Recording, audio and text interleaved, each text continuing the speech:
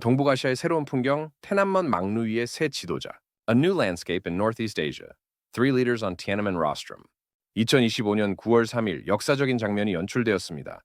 66년 만에 북한, 중국, 러시아 정상이 베이징 테난먼 광장에 모여 한길 전쟁 및 세계 반파시스트 전쟁 승리 80주년 열병식에 참석했기 때문입니다. 이 세 지도자가 테난먼 막루에 나란히 선 모습은 전 세계의 이목을 집중시켰습니다. On September 3rd, 2025, a historic scene unfolded.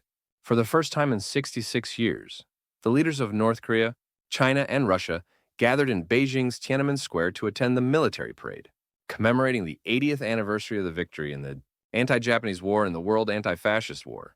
The sight of these three leaders standing side by side on the Tiananmen rostrum captured the attention of the entire world. 시진핑 주석의 양옆에는 북한의 김정은 국무위원장과 러시아의 블라디미르 푸틴 대통령이 자리했습니다. 이는 단순한 기념 행사를 넘어 신냉전 구도를 상징하는 강력한 메시지로 해석됩니다.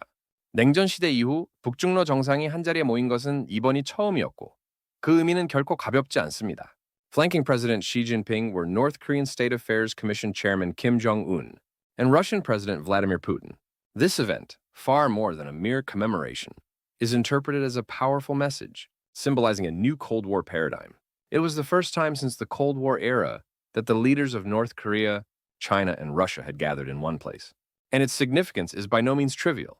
특히 김정은 국무위원장에게 이번 열병식은 국제 외교 무대에 공식적으로 데뷔하는 중요한 자리였습니다. 중국은 김정은 위원장을 친구라고 부르며 환대했고 푸틴 대통령은 자신의 전용 리무진에 김 위원장을 태워 함께 이동하는 파격적인 모습을 연출했습니다. 이러한 환대는 세 나라 간의 밀착된 관계를 대내외에 과시하는 효과를 가져왔습니다. For Chairman Kim Jong-un in particular, this military parade was a crucial occasion marking his official debut on the international diplomatic stage. China warmly welcomed Chairman Kim, referring to him as a friend and president. Putin even offered Kim a ride in his private limousine, creating a dramatic display of camaraderie. Such hospitality served to showcase the close ties between the three nations, both domestically and internationally. 열병식에 앞서 세 정상은 테난먼 성루로 이동하는 동안 약 4분간 도보 회담을 가졌습니다. 이 비공식적인 대화는 향후 북중러 연대의 방향성을 가늠해 볼 수 있는 중요한 순간이었습니다. 언론과 전문가들은 이 도보 회담에서 어떤 이야기가 오고 갔을지에 대해 다양한 추측을 내놓았습니다. 심도 깊은 논의가 있었을 것이라는 분석이 지배적입니다. Prior to the parade, the three leaders held a walking meeting, lasting approximately 4 minutes. As they proceeded to the Tiananmen rostrum, this informal conversation was a critical moment that offered a glimpse into the future, direction of the North Korea-China-Russia alignment. Media outlets and experts offered various speculations about what was discussed. During this walking meeting, the prevailing analysis suggests that there were in-depth discussions. 이번 북중러 연대는 미국에 맞서겠다는 분명한 의지를 드러냈다는 분석이 지배적입니다. 중국 입장에서는 한반도에 대한 영향력을 회복하고 미국에 대항할 우군을 확보하기 위해 김정은 위원장을 테난먼 막루에 초청했다는 시각이 많습니다. 이는 단순한 외교적 제스처를 넘어 국제 질서 재편을 모색하는 움직임으로 해석될 수 있습니다. There is a predominant analysis that this North Korea-China-Russia alignment clearly expressed an intention to counter the United States.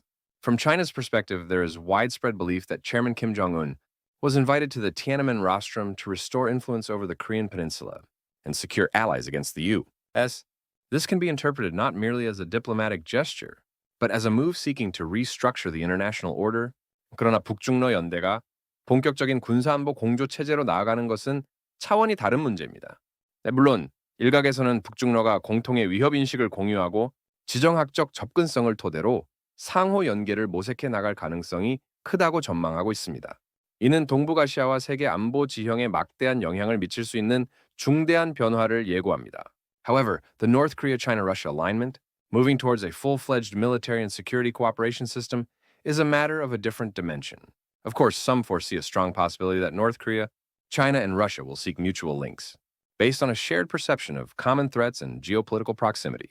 This heralds significant changes that could profoundly impact the security landscape of Northeast Asia and the world.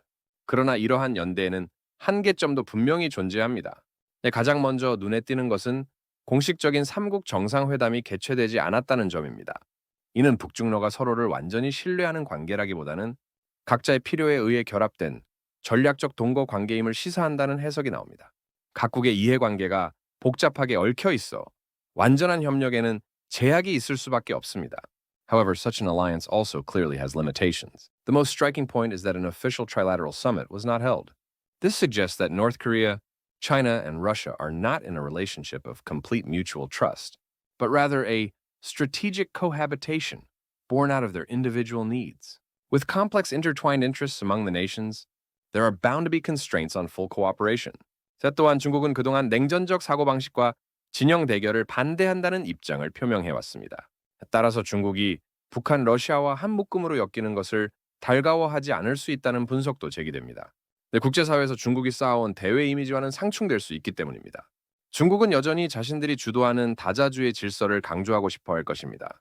Furthermore, China has consistently expressed its opposition to cold war mentality and bloc confrontation.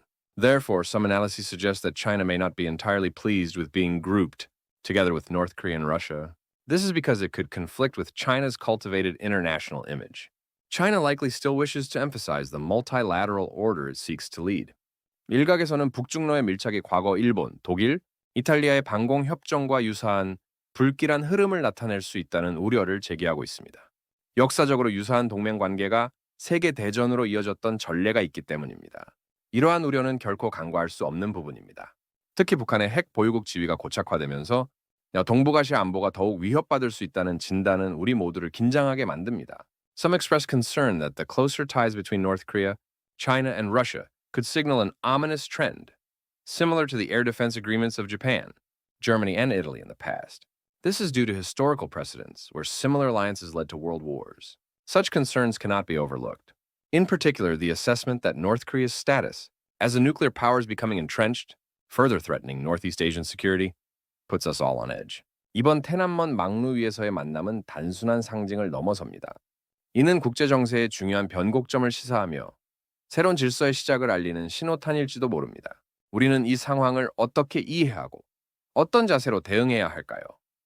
과연 북중러 연대는 일시적인 현상으로 끝날까요? 아니면은 세계의 균형을 영구적으로 뒤흔들 강력한 축으로 자리 잡을까요? This meeting on the Tiananmen rostrum goes beyond mere symbolism.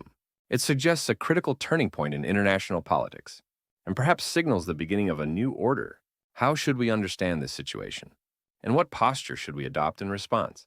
Will the North Korea-China-Russia alignment end as a temporary phenomenon, or will it solidify into a powerful axis that permanently shakes the world's balance? 미래 동북아시아의 안보 지형은 과연 어떤 모습으로 변모할까요? 그리고 이러한 변화 속에서 대한민국은 어떤 역할을 수행해야 할까요? 지금 우리는 깊은 성찰과 현명한 판단이 필요한 시점에 서 있습니다. What will the future security landscape of Northeast Asia look like? And what will South Korea's role be amidst these changes? We now stand at a moment requiring deep reflection and wise judgment.